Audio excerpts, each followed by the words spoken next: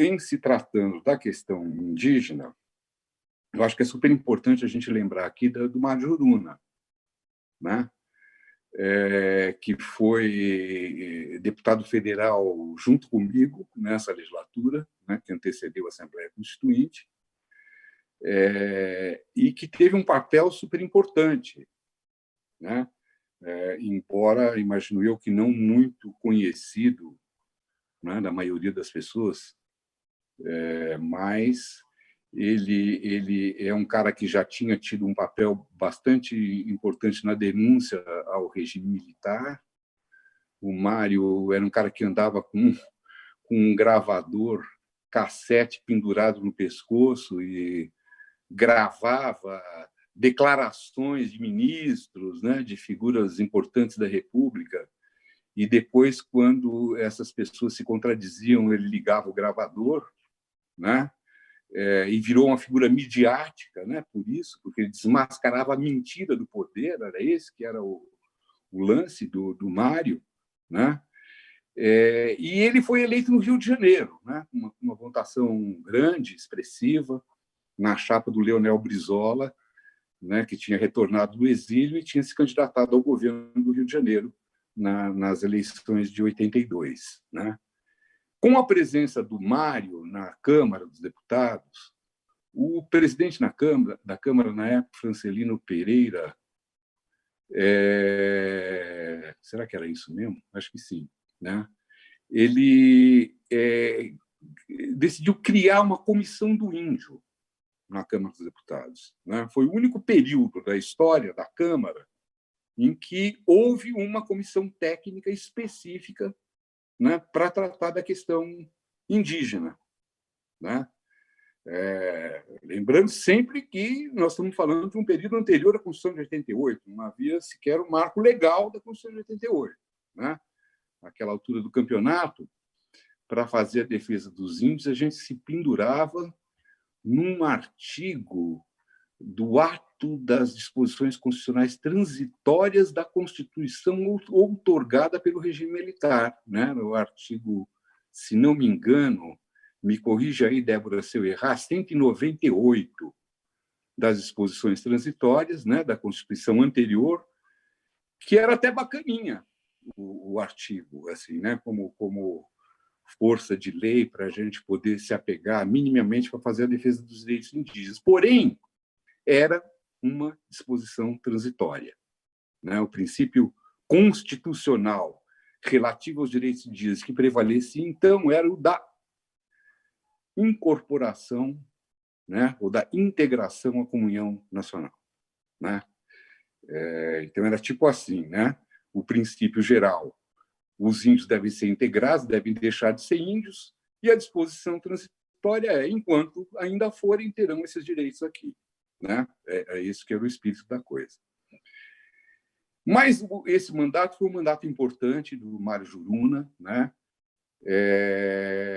Porque colocou a questão indígena na ordem do dia do poder legislativo, lembrando sempre que a gente estava saindo de uma ditadura militar e que o poder legislativo, antes do Mário, não era sequer uma referência relevante para os povos indígenas, para os líderes indígenas tradicionais da época, que simplesmente ignoravam o poder legislativo. A referência que eles tinham do Estado brasileiro era a FUNAI, né? Ou os chefes militares, o ministro do interior, né? o ditador de plantão, né? da época do regime militar. Né? E a figura do Mário serviu, então, como uma espécie de uma prévia, né? De um processo de aproximação entre povos indígenas e a questão indígena e o poder legislativo. Né?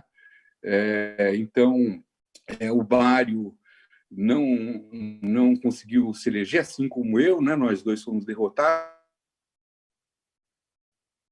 né? Mas nós dois acompanhamos muito de perto o processo da Constituinte. Como ex-parlamentares, nós tínhamos acesso a todas as mesas de negociação, a todos os espaços do Congresso Nacional, né? De modo que o Mário abriu portas o tratamento dessa questão, e eu acho que lembrar dele nesse momento é uma coisa muito importante, né? Acho que é importante também, André, a gente lembrar de outra pessoa que nos deixou recentemente vítima da Covid, que é o Paulo Paiacã, né? Isso porque, durante aqueles anos de elaboração da Constituição brasileira, foram as primeiras vezes em que os índios chegaram, através de mobilizações próprias, até Brasília e até o Congresso Nacional. Nós estávamos saindo de um regime militar, não existia mobilização indígena, né? Índio em Brasília era para resolver pepino na FUNAI ou tratamento de saúde, né? Ou cadeia, né? Na verdade, foi naquele momento histórico, né, de abertura democrática, né, em que a sociedade brasileira recuperava o seu poder de mobilização em vários setores, que o movimento indígena, pela primeira vez, chegou, né, através de mobilizações próprias, de sua iniciativa própria, até Brasília, no caso, até a Assembleia Constituinte, para poder acompanhar o tratamento de um assunto da maior relevância do seu interesse, que era a elaboração da Constituição brasileira, né? E o Paulinho Paiacã foi um cara super importante nessa mobilização, né? Claro que não foi o único líder, a gente tinha a União das Nações Indígenas na época, que era a única organização existente naquela época, né? Organização indígena existente. O Ailton Krenak teve um papel super importante, né? E os outros meninos que também integravam a UNI na época, Marcos Terena, Jorge Terena, né? Tantos outros, né? que estavam ali presentes, né? Dentro do processo. Mas a mobilização de massa foi a mobilização comandada pelos Kayapó, liderada pelos Kayapó, né?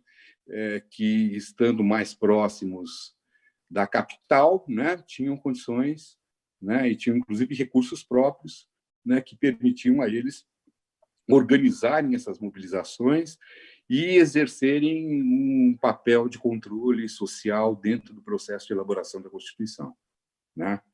Então, acho que essas lembranças são importantes, a gente tem uma noção de que, nesse período, o Brasil era outro, e o Brasil indígena muito mais outro ainda, né? Do ponto de vista de que eram poucas as pessoas indígenas que tinham domínio do português, poucas organizações existentes, distâncias muito maiores, tanto em termos de condições de transporte como de comunicação, entre as aldeias, de um modo geral, e Brasília, né? e o centro do poder, de modo que realmente foi muito incrível aquele momento, né? Que nós, enfim, né? Pudemos ter a presença dessa liderança indígena pela primeira vez, acompanhando um processo tão importante como aquele da Constituinte.